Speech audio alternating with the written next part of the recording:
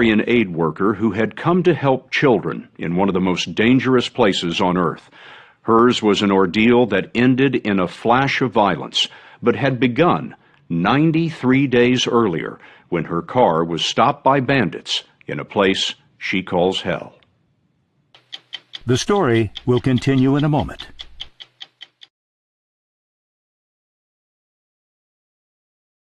We stopped very abruptly, like so abruptly that I felt like everybody just fall forward.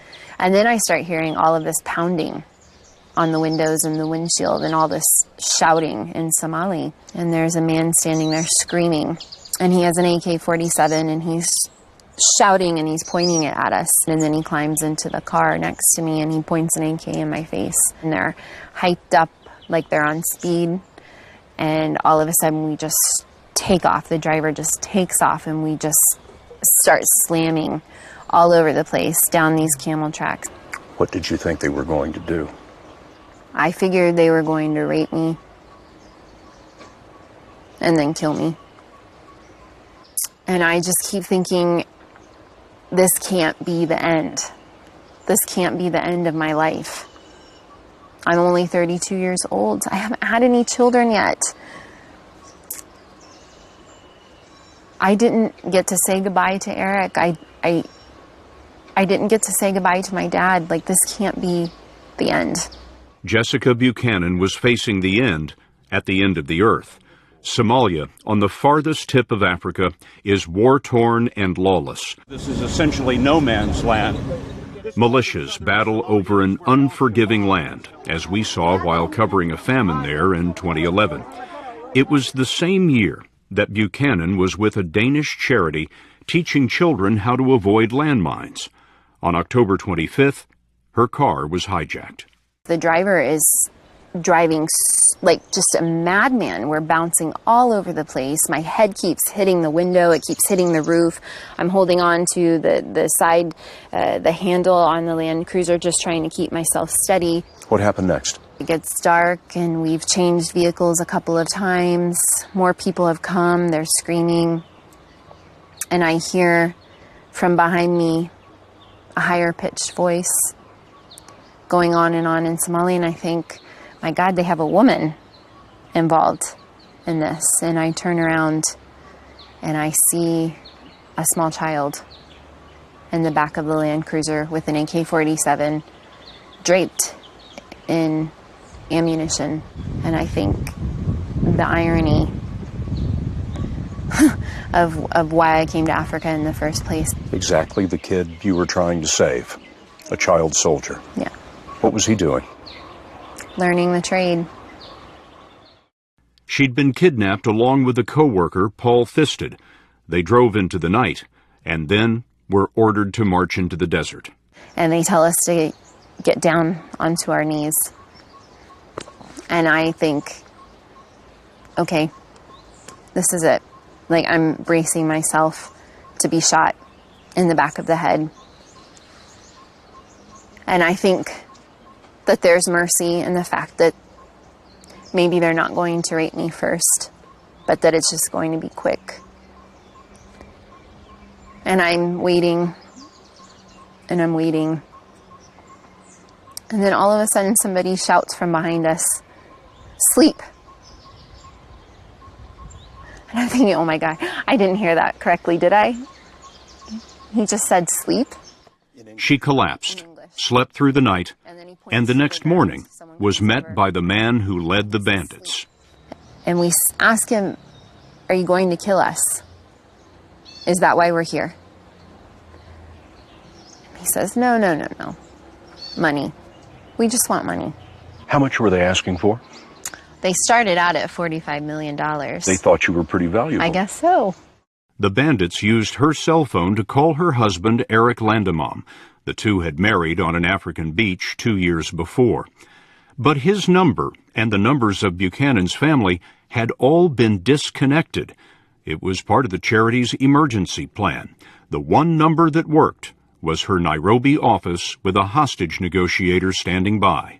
And so began months of talks. Where did they keep you? Day in, day out? under trees,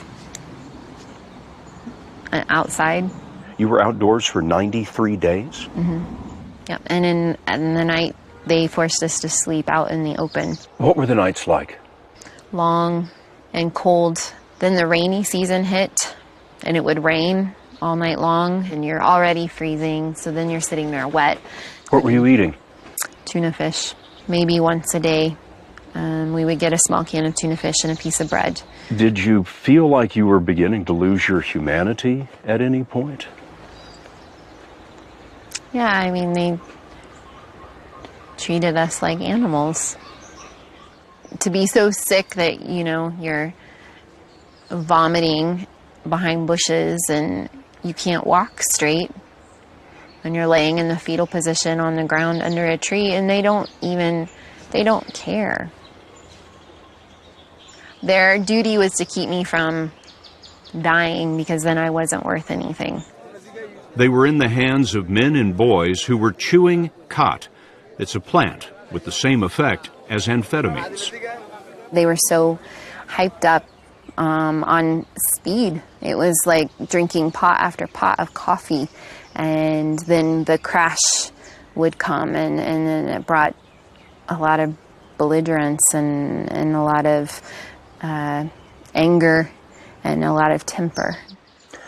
You and Paul came up with nicknames for a lot of the people who were keeping you. That's one of the ways you kept yourself occupied. We did. The 10-year-old boy? Crack baby, because he was cracked out all the time. He was chewing khat, and he had 2 black holes for eyes. There was nothing inside. This is one of the camps where she was held. The bandits hit her, pointed their guns at her, and put a knife to her throat. But it was exposure that took a toll. She lost 25 pounds. After 3 weeks, the bandits made a video to prove that she was alive. Have you seen the video? I have. Paul and myself, Jessica, we are safe and we are alive. I can tell I'm starting to lose hope at that point. But hope would have to last for 2 more months. As the many weeks went by, did you think, the American government's watching me, they know where I am, and somebody's going to get me out of here? No. Why? Because I'm just an aid worker. You didn't imagine that the President of the United States knew your name? Never. Never in a million years. After 3 months in the desert, Buchanan had a serious urinary tract infection, and in a final call to the hostage negotiator, she said this. I'd become so ill that I couldn't stand up, I couldn't walk, so I was in so much pain. And I said, I think I have a kidney infection. And I started to cry, and I said, I'm afraid I'm going to die out here. When that call was received here in Nairobi, it set off a chain of events that led all the way to the Oval Office. The FBI and the military consulted doctors who said that if Jessica had a kidney infection, she might have just 2 weeks to live. That was transmitted to the president, who was also informed that in just a few days, there would be a new moon.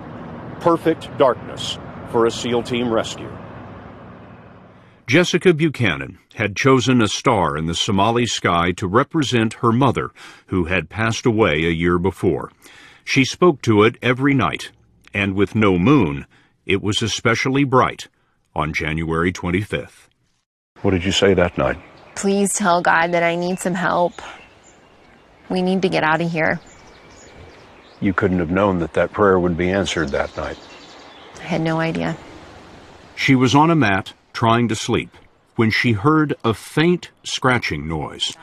One of the bandits she nicknamed Helper heard it too. And I see this look of just sheer terror on Helper's face.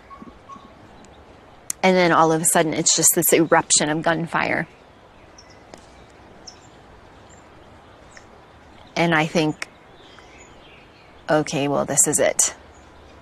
This really is truly the end. And I cover up with my blanket again, and I just start saying, oh God, oh God, oh God. And I just remember thinking, or maybe I'm saying out loud, like, I cannot survive this. She thought she was being taken by a rival group, maybe Al-Shabaab, Islamic extremists who would surely kill her. And then all of a sudden, I feel all these hands on me, roughly grabbing at me. And I try to protect myself, and I pull the blanket closer on top of me, and then I hear my name. But it's not a Somali accent, it's an American accent. And I can't compute, like I can't understand that somebody with an American accent knows my name. And they say, Jessica, we're with the American military. We're here to take you home, and you're safe. And I pull the blanket down from my face, and all I see is black masks, black sky, and all I can say over and over is, you're American. You're American. I don't understand. You're Americans. Thinking, how did you get here? And I'm still alive. And they ask me where my shoes are, and I don't know. And one of them picks me up and starts running. He runs for several minutes and puts me down on the ground. And then they identify themselves, and that they knew I was very sick. And they have medicine, and they have water, they have food, and they've come to take me home.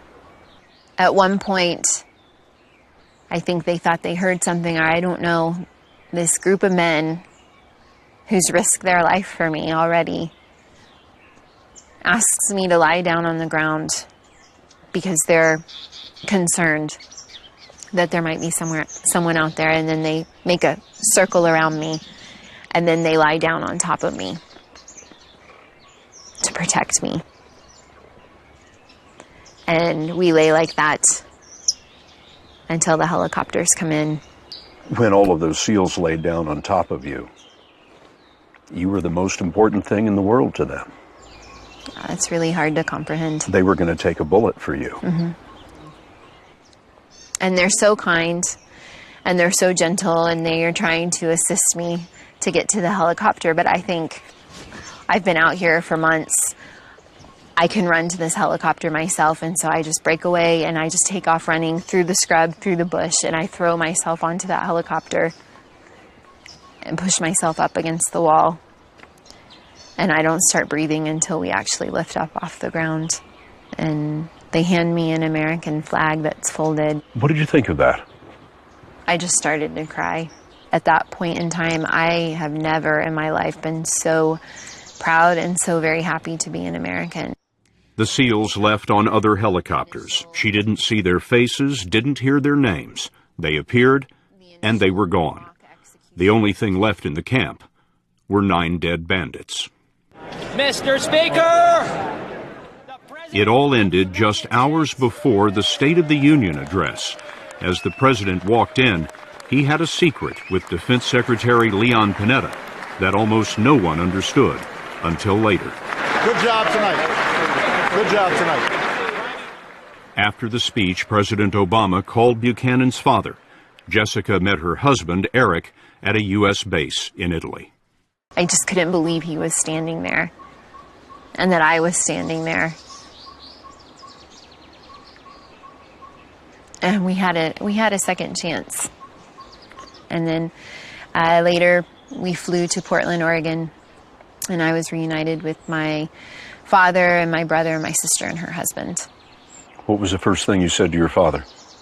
Daddy.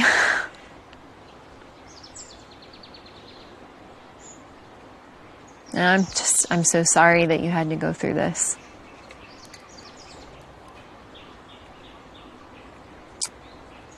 But we made it. So did her Danish co-worker, Paul Thisted, who was also rescued by the SEALs. He said later that his lucky break was being captured with an American. Jessica Buchanan has told her story in a new book Impossible Odds, coming out this week. You may recall that she said that her first thought when being taken was that she was too young to die because she hadn't had children. Well, she's taken care of that too. She and her husband have a baby boy, and they've moved back to the States from East Africa.